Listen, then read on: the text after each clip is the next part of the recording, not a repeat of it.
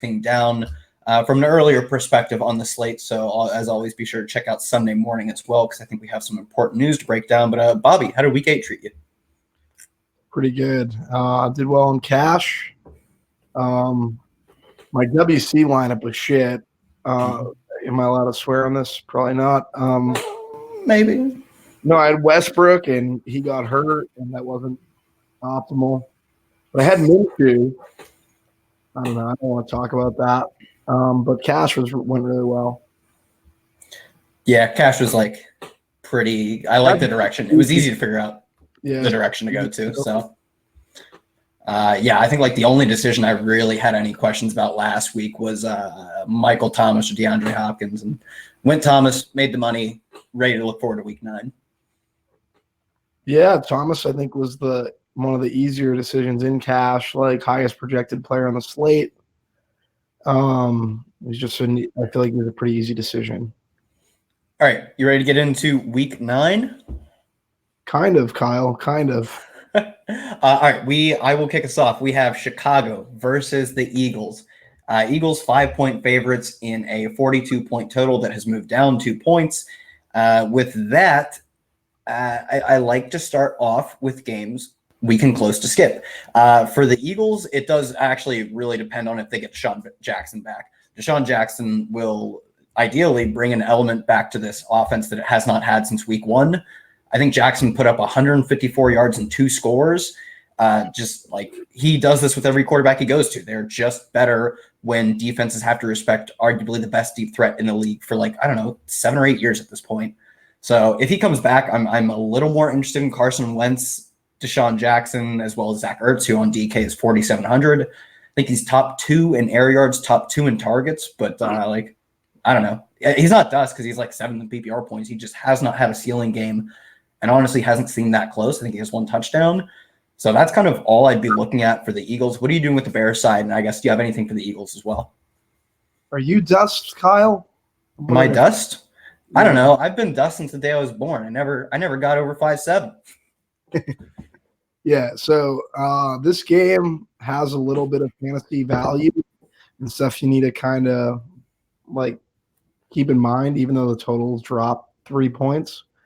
For one, Deshaun Jackson getting back stretches the field and might allow more attempts inside to a guy like Zach Ertz at 4,700, so he's in play for tournaments. Dallas Goedert at 3,100. If it's a Stars and Scrubs week, will be in play for tight ends on the Philly side. And then Chicago, Anthony Miller has seen a target increase. I think he'll be someone that will be in play for cash games. If you play Anthony Miller in cash, good luck to you. But he's definitely someone who'll be in the conversation as the week progresses. That's pretty much it. That's all I got. Anything, or I guess any love for Allen Robinson, the Whopper god? I believe he's number 1 in the league in Whopper, which is weighted target market share and air yards market share. But I mean, you got to discount that coming from Mitchell Trubisky, who I don't even want to say he's dust because dust sounds like somebody who was good at one point. He was probably just always bad. Yeah, Lee got a year tape on him, so that's always difficult. It's tough to trust Robinson with Trubisky, like you said. He's also priced up to 6,800. A guy I would kind of look to, and he's been popping in projection systems, is Alshon Jeffrey at 5K.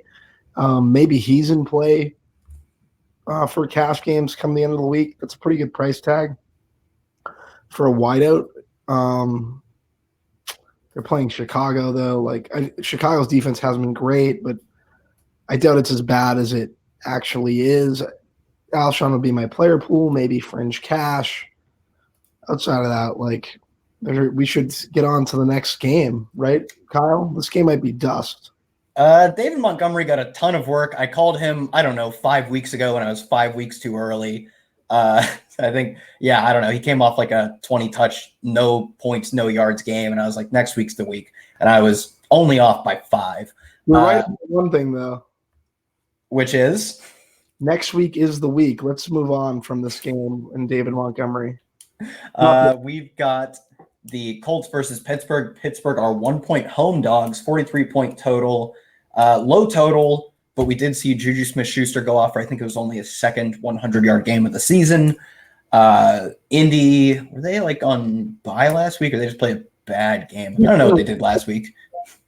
But yeah, for me, Marlon Mack actually scored last week, and I still think he's basically like, I don't know, I kind of liked him earlier in the season, but he seems more just like the Sony Michel, Adrian Peterson type, where you really have to hit like double touchdown, 100-yard bonus on like 25 carries for him to have any ceiling. So for me, I don't know, Marlon Mack might pop as a good like points per dollar play, but I just don't see the ceiling at this point. Yep, I like Marlon Mack. Figures you don't. I think he's interesting just from a perspective of guys who box score and don't want to roster him. Just basically every reason you just gave. You're one of those guys. I'll play Marlon Mack this week in tournaments. Not going to play him in cash. He's not a cash game guy on DK at this point. They're versus Pittsburgh. Like Pittsburgh, this is a game like it's just in like. I think a lot of people are going to take Pittsburgh in this game, and he's a really good team. I just wouldn't really go there. Jack Doyle is another one of those low-dollar tight ends that you might have to roster to make guys fit in cash games. He's on the Indy side. T.Y. Hilton's good at football. He's always fine at 6,500. On the Pittsburgh side, Jalen Samuels might be the chalk of the week. That's if we get if James Conner is not active. So that's stuff that you might have to pay attention to. Yeah, Benny Snell, I don't think practiced today. James Conner did not for sure practice today. Not great signs for them suiting up on Sunday. So if they don't play, you just lock in Jalen Samuels in cash. And I'll honestly probably just lock him in tournaments too, because I think it's like Latavius Murray last week where we saw, I don't know, I want to say it was like 30% in the milli, and for maybe 35 or 40. For a guy getting that much volume, he's just like borderline a lock at his price to hit value in like a tremendous way. So for me, I don't know, we talk about it every week we have the free square running back, is that they just hit at such a rate that is typically higher than their ownership would suggest. We like free square running backs, and we definitely play them in cash. Also, Pittsburgh really likes to pass to the running back position. For whatever reason, so that would make Jalen Samuels even more viable on DK. Like if I was building 150 and James Conner was out, I'd have 150 lineups with Jalen Samuels. Yeah, could not agree more. I will probably be building 20, and I will have 20 Jalen Samuels. Let's look at our next game. We have Washington versus the Bills. Bills 9.5-point favorites, 37-point total. That's got it. Oh my God, there's so many low totals on the slate. That up and under. I didn't even know he could do that. How old is he? Who? Never mind. Forget it. Let's just keep going. Let's see. Bills 37-point total, 9.5-point favorites. I mean, I'm not playing a single Washington player. Bills pass defense is good, and Adrian Peterson, like. I mean, we've seen the ceiling game so many times, and it's like 18 points. Like his floor is 4 points, his ceiling is 18.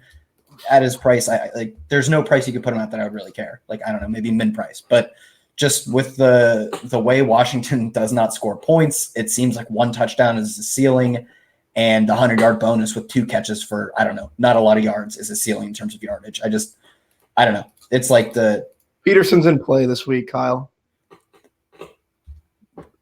I guess why? Like he's not in play like we're going to play him in cash.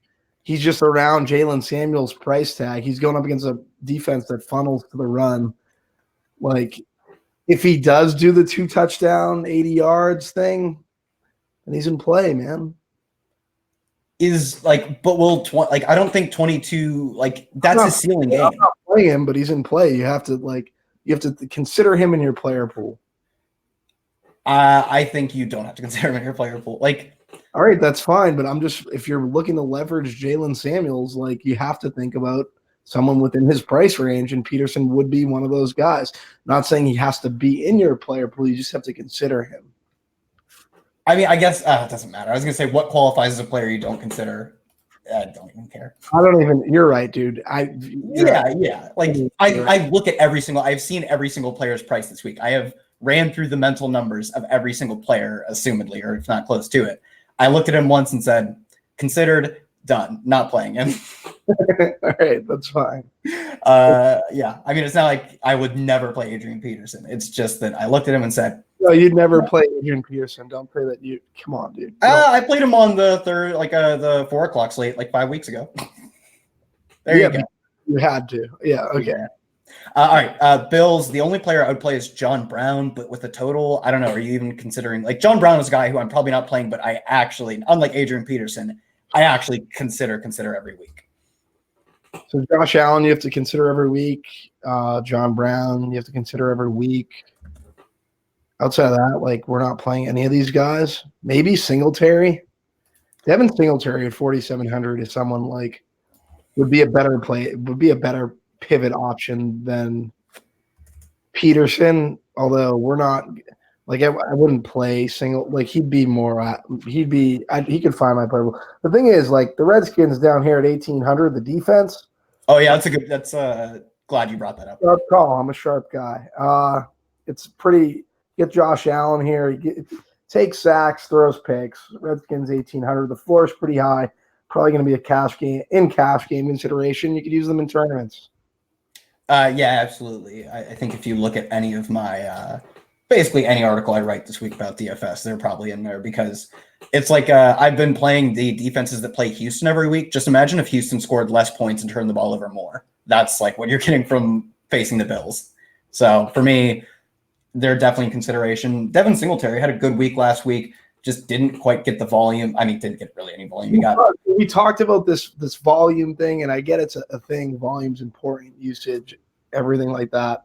But Miles Sanders previously 2-3 weeks till last week hadn't gotten the volume, and then he got the volume. You have to be ahead of it sometimes.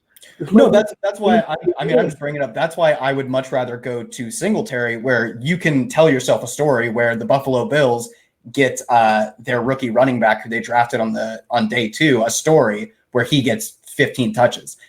Like Adrian Peterson, we know the volume he's going to get. It just sucks. So Singletary not getting a ton of volume, but you're not wrong that like he's a young guy. I don't want to be that guy either, but like I touted Miles Sanders last week. Just saying. Tell that to Ricky Seals-Jones. Let's move on to the next game. We've got the Titans versus the Panthers. Panthers, dude, how many bad games are on this slate? Sweet God. 41-point total. Panthers, 4-point favorites. This week, I don't love any. Like, there are just, other than Jalen Samuels, no running backs I love. But, I mean, McCaffrey, I think he's averaging over 30 points. So even at his, like, $10,000 price tag, just based on his average score, is still a 3 points per salary dollar play. Like, you have to consider him even at 10,000, especially with a lot of value, I guess, in a few niche plays. Isaiah Thomas just like pushed some guy, and then the guy just like turned around and like shoved him back, and it was like he was flicking a fly off his shoulder. Did he like put his hand on his forehead and then just like hold him at bay? Pretty much, like that might as well have just happened. Yeah. So you were talking about what was his name? McCaffrey at 10K. That's like okay. So McCaffrey is in play for cash games as of right now today. Problem is Tennessee doesn't give up a ton of points, but McCaffrey with the usage, even at 10K in cash games, is I think you can pay up for him. Like I think he can do it. I think people will do it. Team jam him in. I don't love it. Like it's probably a fade for me in tournaments. Tennessee's run defense I kind of respect, but I think McCaffrey's, like I said, in play at 10,000. You can go. So basically, I was just going to say that I respect run defenses somewhat against like maybe one or two of them. Titans probably aren't in that circle, and any run defense I respect doesn't matter against McCaffrey because like last week, San Francisco was one of the best run defenses in the league, and McCaffrey put like 30 something on them. So if there's any player in the entire league that is just like defense proof, matchup proof, game script proof, it's McCaffrey. Yeah. Fade him in tournaments. I'm actually fine with that because the path for him hitting fade him like 4 or 5x is next to impossible. Yeah, he's gonna need 50. Yeah. Dude, I don't even really love him for cash. Like, I'm gonna play him in cash, likely, but like just because everyone's priced up. Like this week is the week DK gets tough, right? Like we're hitting Yeah. that. I personally myself, like I want a millionaire maker week 11. So like I hit it during one of the hardest times of the year to hit it. But we're getting through those weeks 9 to 15 where DK gets really tough. So yeah, we've got 4 bye weeks this week. 6. But no, I was messing around. But yeah, like pricing has gone up. Like it's really difficult to build this week. So just be cognizant of that. And cash games are tough. Just know, I don't know, you might want to play Team Jamma Man if you can. I mean, that's a build I've probably been gravitating towards so far, although it's only Wednesday. I'm not playing any Titans. I think there are better low price plays, and I think Jonnu Smith got like a reasonable price up, and he still shared a lot of work with Anthony Berkshire. All right, we need to talk about your no Titans play because there's a Titan in here that's pretty interesting, and we miss Curtis Samuel too, who's been popping in models at 4,300. Do we know if Kyle Allen's starting? He's starting. Yes, he's starting. Correct. Yeah, so Curtis Samuel, I think, is in play. On the Tennessee side, too, Derrick Henry's too cheap at 5,700. Like, he's been too cheap for a couple weeks. Now he's too cheap. And you just had Tevin Coleman go off for 4 touchdowns versus San Francisco. So I like Derrick Henry a little here. 41.5 total, not in love with it. But I just think he's an interesting pivot off of that build where everyone wants to go. Team Jam Man, pretty much. Yeah, in tournaments, like my cash game, probably looking Team Jam Man. In tournaments, I'll be paying so much at wide receiver. Just because wide receivers have like higher distributions in general. Like I think this season of the players, there's like 20 some odd players that have gone over 30 points. More of them have been wide receivers than any other position in terms of flex. And this week, the running backs are so incredibly priced up. So for that reason, like I very much agree with you that looking for the mid to low price running backs this week is going to probably be the way to attack tournaments. Yeah, I'm with you.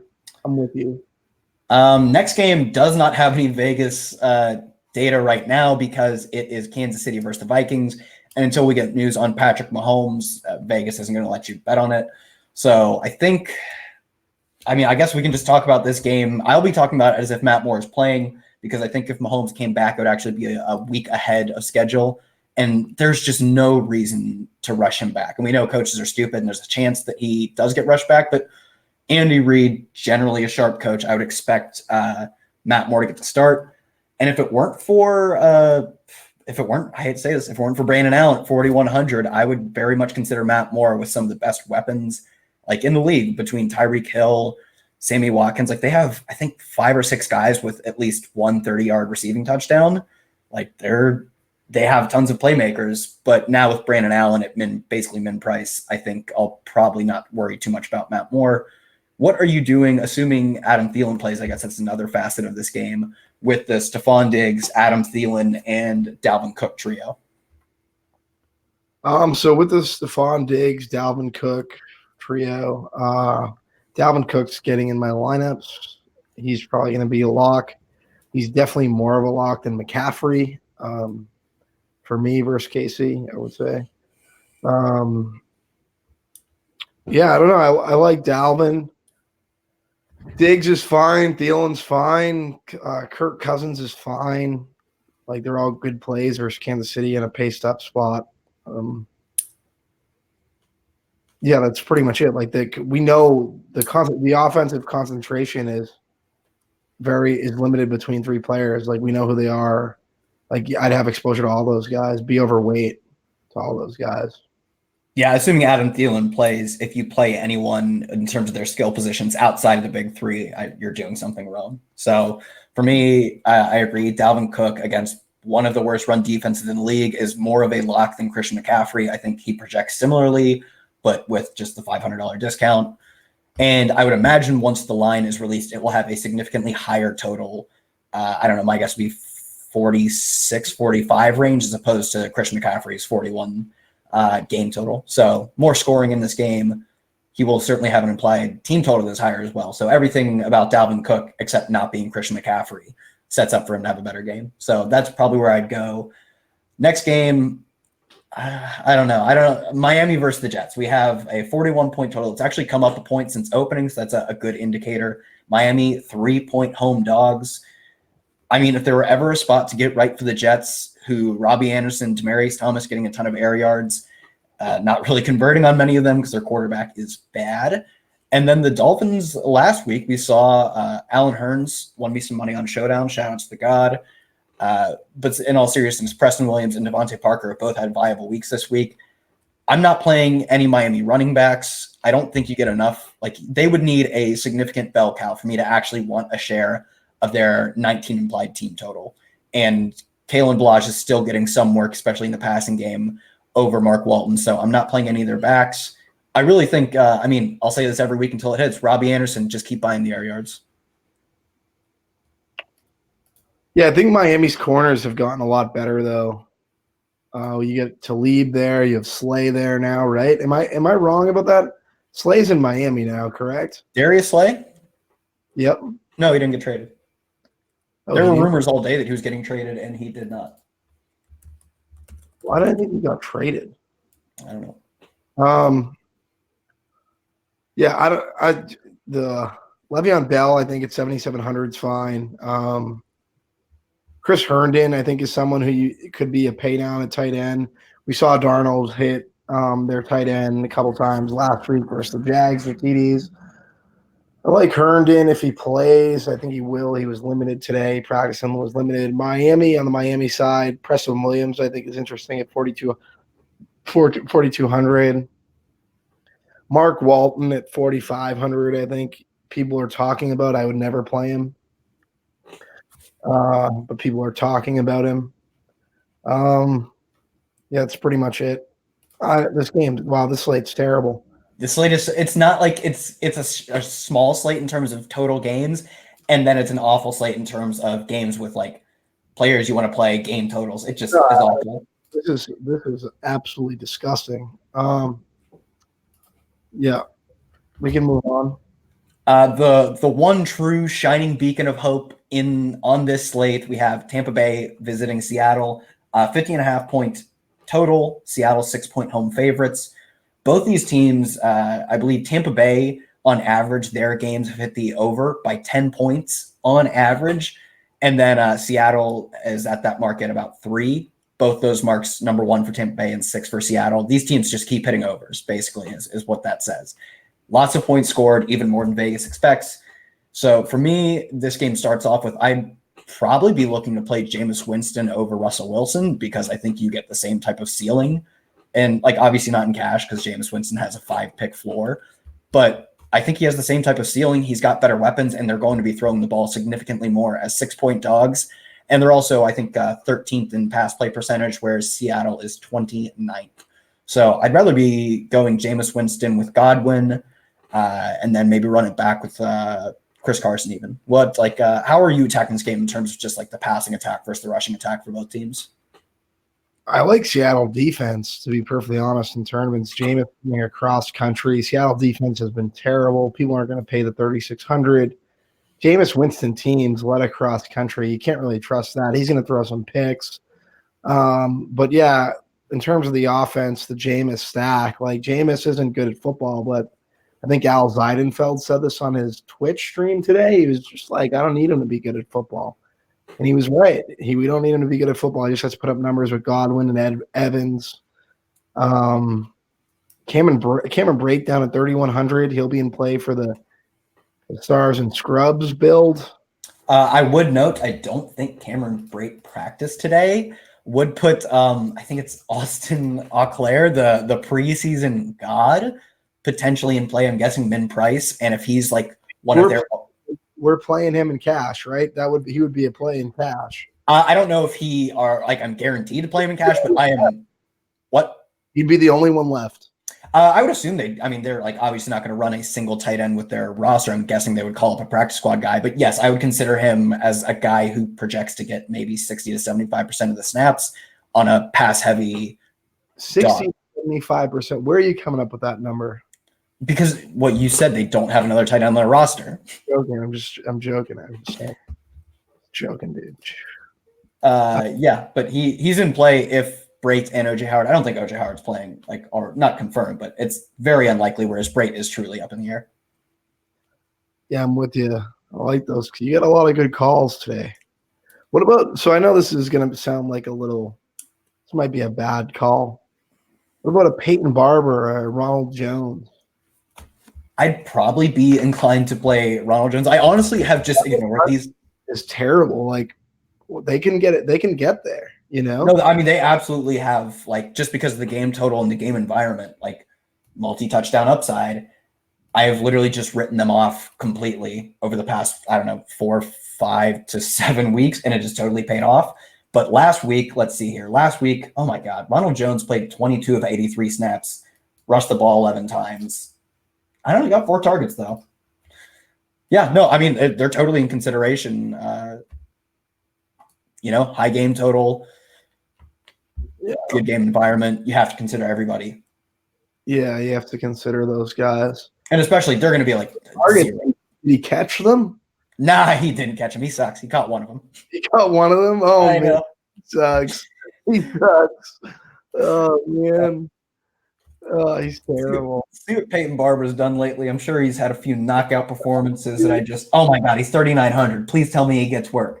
Peyton Barber. Who is getting – okay, Dude, so here's – Barber could easily get in the end zone. Peyton Barber also got 10 carries last week, also got 3 targets, caught one of them, and played 29 snaps. That leaves all of their snaps to – it must have been Dare Ogunbowale. Do you consider playing Dare Ogunbowale? What did he get for – what was his usage? What's you tell me if consider playing. No, you can't play him. What did you say? Where are any – they must have just run 3 wide with 2 tight ends or something absurd. He got 1 carry and 3 targets. He's got targets in the past few games, but not James White targets, so who cares? Let's move on. Actually, I guess Russell Wilson, DK Metcalf, Tyler Lockett would be my final question of this game. I gravitate towards DK Metcalf because he leads the team in air yards, but both are fine plays for me, honestly. It's a pick 'em. Gravitate towards who? DK Metcalf, the air yards, dude. Yeah, DK Metcalf is good. Lockett, Lockett's fine. Russ, I'm not going to play Carson. The Bucks are really good versus the run. I like Wilson, Lockett. Yeah, I'd probably leave Metcalf, dude. I like Wilson, Metcalf, Godwin game stacks. There's no selling or no not selling me on any game stacks of these passing games. They're all totally viable. I like the under in this game, though. Don't you feel like it might be the under? Every time the Bucks have to hit an over, or they just don't do it. And now they're coming across country. People think Seattle's D is good, and it's terrible. So, I guess Seattle's D is awful. Yards per play, they're bottom 3. Yeah, that's why I say these running backs in that Jalen Samuels range. If Ronald Jones could catch a pass, maybe take one to the house, who knows? It's just ugh. He had some explosive runs early in the season. I just think he knows one direction. He just runs straight fast, and that's his only skill set. But I don't know, maybe it works out. Yeah, if he could elude someone, yeah. They'd have, what's his elusive rating? Is it as bad as Sony Michel's? It feels like it has to be in that range. That's something I'll pull up for the Sunday morning show. Let's hop it. Dude, he's so bad. He's so bad at football. I'm so done with that guy. He's worse than Steven Ridley. He's terrible. All right, next game. A game with a surprisingly high total. Oakland versus Detroit. 50.5 point total. Oakland, 2-point home favorites. Play in this game than we originally give credit for. David Carr is in play for cash games. Tyrell Williams, 5,900. I'm not playing him, but I get it. Darren Waller, not playing him. He's priced up. Josh Jacobs, 6,500 versus a Detroit team that hasn't been great versus the run. He would be the guy that I'd kind of be interested in getting some exposure to. What say you? it's icky, it's nasty, and it's gross. But Danny Amendola has 3 games of 90 yards this season. He's Yeah, got. I'm not against some DA. I actually had a little bit of him last week, and those are some profitable lineups. So I think if I'm running Stafford, I'm probably running Amendola and Galladay, because Stafford Galladay is going to be rather popular this week and one of like the only 2 good games.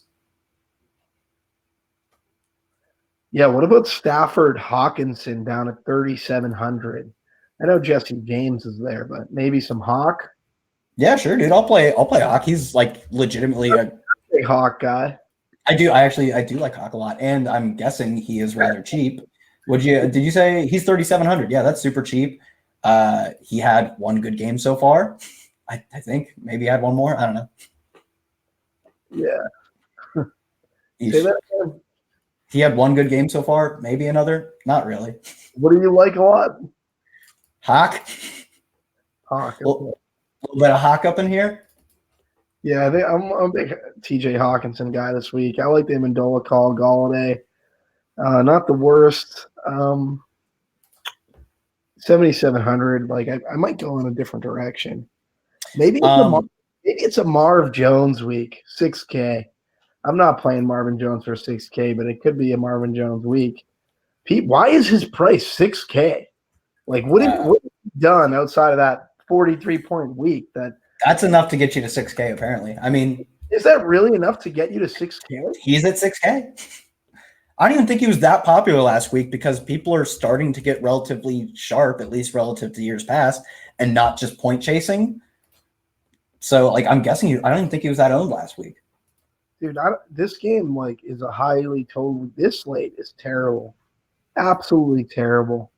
Ty Johnson, 4,900. Are we going there? No, we're not. He didn't even, like, I don't know if he got the start. Like, maybe he got the start in name, but Trey Carson was out there for the entire first drive. Like, I don't think you're getting a lot of, like, they're not going to run the ball a ton as road dogs. You're not getting a ton of, like, you don't get a large market share of the rushing game, which already in itself is going to be small. I don't want any part of any of these backs. All right, Kyle, I'm with you. Let's go on to the next game. All right, I have here, let's see. Ooh, the Chargers versus Green Bay. This is actually a game I'd be much more inclined to look at. Chargers are 3-point home dogs, but home is very relative for them. 47-point total has risen 1 point since opening. There are a lot of interesting plays here. Right now, I'm looking at Aaron Jones as one of the best points per dollar plays, and he's had like less than 15 carries so many times this season. It's almost like he's very Jamal Charles-esque, where if you were just playing touches per dollar, would not project well. But for me at this point, I am confident in saying he will just average more like fantasy points and yards per touch than almost any other back. Yeah, so I guess I'm with you. Like, I like the Aaron Jones call, especially deviating from that Team Jim Lynn build. Another guy I like in this game, and I hope he goes kind of overlooked, is Eckler. I just think Eckler's a really good – he's really good at football. This game should open up. Total's 48. Like, he's a guy like I'd want to have some kind of exposure to. And then Hunter Henry at 6K. I think he's another good – you know what? I don't mind a Chargers stack. Like Mike Williams, 4,600, too cheap with the air yards. You're a big air yards guy, Kyle. I like me some air yards. Keenan Allen, 6,400. These prices on these Chargers are just too cheap, Kyle. Yeah, that's pretty much it. Like, I think that I don't mind a little Chargers stack. Maybe run it back with some Aaron Jones or some Valdez Scantling. I'd probably prefer Aaron Jones, especially with the run funnel that is the Chargers defense. Jamal Williams, backup running back at 5,900. Like, this week. That's such a bad price. I would also like to throw in the Chargers on the season are passing they're passing exactly 2/3 of the time. In their past 3 games, they have passed just under 71% of their snaps. And I'll bet you can guess their record in that span. They are 0-3 because they suck. But the good thing is when they're bad, they pass a lot, and they're probably going to lose again this week. So yeah, fire up like Chargers stacks. I think will go heavily overlooked. I don't think they'll go not for those price tags, man. Really? I really think the ownership is going to so heavily gravitate towards the 2 single good games this week, like based on the Vegas totals. Not even my guy, Keenan Allen, 6,400. What about, I don't know, dude. Like, there's a lot of, a lot of plays I like. I don't know. I'm really kind of confused right now. Confusing slate. What about Devontae Adams, 7,100? I think he's going to play this week, and I think, actually, if Aaron Jones ends up being kind of a popular play this week, especially if like across the industry he's projecting well in models, Devontae Adams might be the pivot and just run all of the pass catchers on these in this game. Yeah, I think I'm with you. Kyle. Yeah, I like Aaron Jones. I like Devontae. This is an interesting game. 48 total. I like this game. Yeah, I think this would be the sneaky game to move to, as opposed to, especially like if you said you want to call the Seattle Tampa Bay under, this would be the game you'd move to, in my opinion, at least. All right, next game we have here, the Joe Flacco-less Broncos versus Denver. Somehow the line moved against the Broncos despite getting an upgrade at quarterback and Brandon Allen versus the Browns at home for the Broncos, that is. Browns are now 3-point favorites. The total has dropped 4 points. But honestly, I'm kind of inclined to fade this line movement because Joe Flacco sucks. He's so bad at football. The fact that they moved to a backup quarterback says nothing about this team, like in terms of their production. I think the move to Brandon Allen is absolutely fine for this offense. Like, it really could not move the needle less for me. And if anything, it's a positive. So I'm fine, like, charging into the fire that is people fading them because of Brandon Allen. I'm fine rostering Noah Fant and Courtland Sutton. Probably not Deshaun Hamilton because he only got 1 target last week, but he did play a lot of the snaps, so I think he's still at least worth considering. You definitely don't like Deshaun Hamilton with that A dot. I know you're the big A dot guy. You don't like that A dot. That 1 Hey, yard. you get a lot. You get the right amount of targets at even a bad A dot. It's worth something. Tell that to Golden Tate, who's just like, if you're a low A dot guy, you just have to be the yak monster. And I don't know, Deshaun Hamilton could be that. Okay, so yeah, I was doing that thing that you don't like to do, which is watch the games, watch the tape. It's good entertainment. It's good. Yeah, but so I wanted to see about Brandon Allen because we were going on in our group chat. Brandon Allen looks good, man. Like, I don't know, he looks good. A little more mobile, uses his legs. I like to see that. I like that for my cash game QB at 41. What is his price? 4,100. Yeah, 4,100. We're gonna be 4,500. Brandon Allen. Yeah, I like Brandon Allen. Like me some Brandon Allen. I like Courtland Sutton too at 5,800. And you touched on Noah Fant, another play that I was pretty bullish on last week, and you and John laughed at me, but he did pretty well. Noah Fant, I'm pretty sure I brought him up to you. No, that isn't true, dude.